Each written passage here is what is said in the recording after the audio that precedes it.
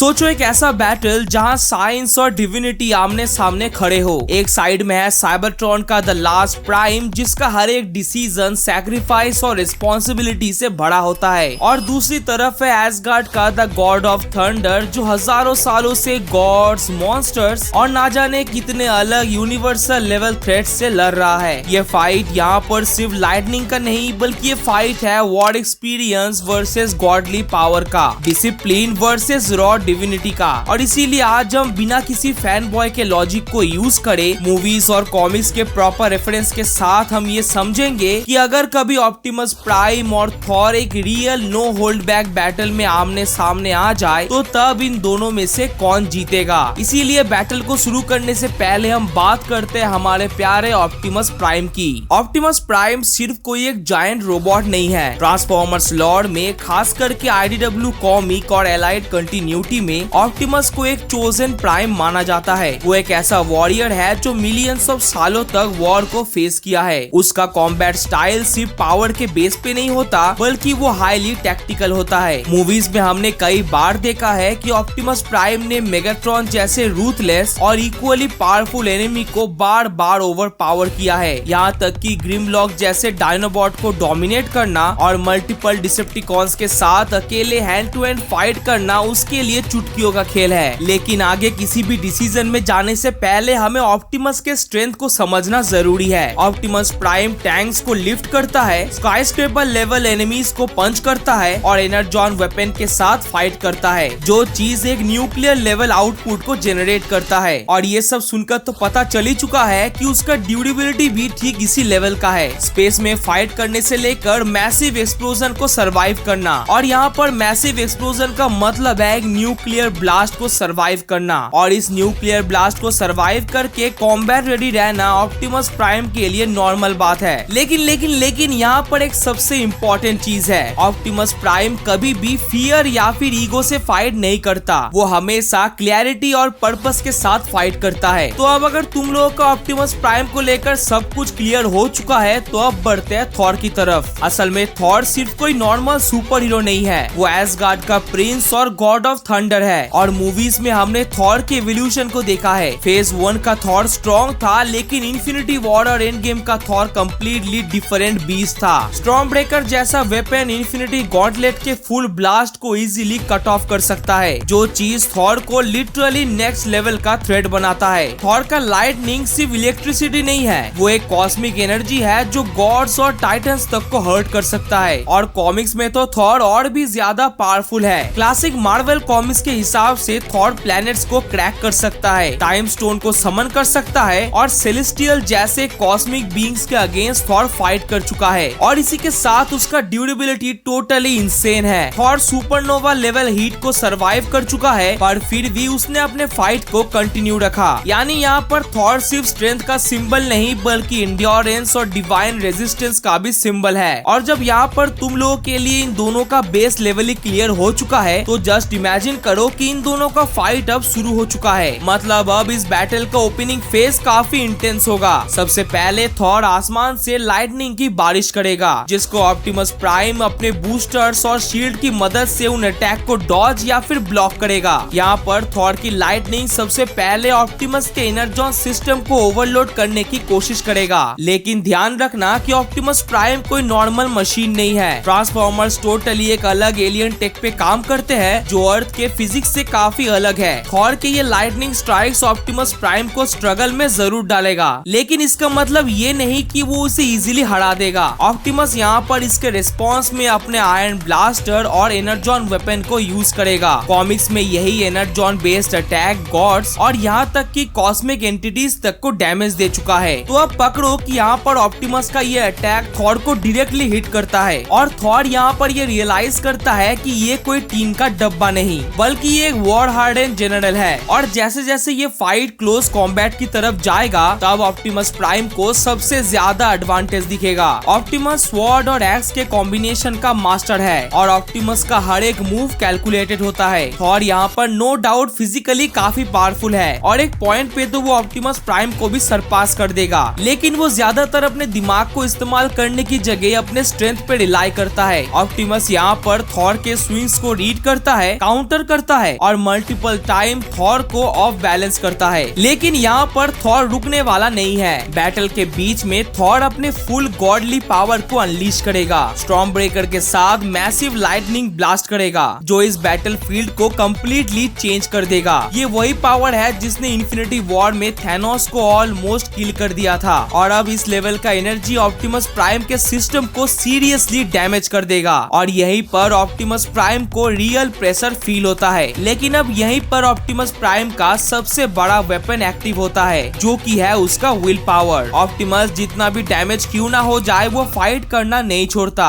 IDW comic में Optimus prime ने multiple time near death के सिचुएशन में लीडरशिप और फाइट को कंटिन्यू रखा। ऑप्टिमस यहाँ पर थॉर के पावर को अपने ब्रूट फोर्स से मैच करने की कोशिश नहीं करता बल्कि वो एनवायरनमेंट और टाइम को यूज करने की कोशिश करता है और फाइनल फेज में ये फाइट ऑलमोस्ट सेटलमेंट जैसा बन जाता है। थॉर का रॉ पावर यहाँ पर बेशक एडवांटेज है और ऑप्टिमस प्राइम के लिए उसका एक्सपीरियंस और स्ट्रेटेजी। तो अगर ये फाइट सिर्फ और सिर्फ मूवीज के वर्जन के बीच हो तो इसका रिजल्ट काफी क्लोज होगा। थॉर इवेंचुअली अपने गॉड लेवल ड्यूरेबिलिटी और स्टॉर्म ब्रेकर के साथ ऑप्टिमस प्राइम को डिफीट कर सकता है, लेकिन ये जरा सा भी इजी विन नहीं होगा। थॉर को भी यहाँ पर बहुत ही सीरियस डैमेज मिलेगा। तो अगर यहाँ पर मैं अपना फाइनल वर्डिक्ट दूं तो यहाँ पर ओवरऑल के हिसाब से थॉर जीतता है क्योंकि उसका गॉड लेवल पावर और कॉस्मिक लेवल की ड्यूरेबिलिटी उसे ऑप्टिमस प्राइम के लेवल के भी ऊपर ले जाता है। ऑप्टिमस को हराने के लिए थॉर को यहाँ पर अपने फुल पोटेंशियल को अनलीश करना पड़ेगा और इस वर्सेस बैटल का रिक्वेस्ट मिला था हमें इस भाई से। Thank you so much for watching. Bye bye.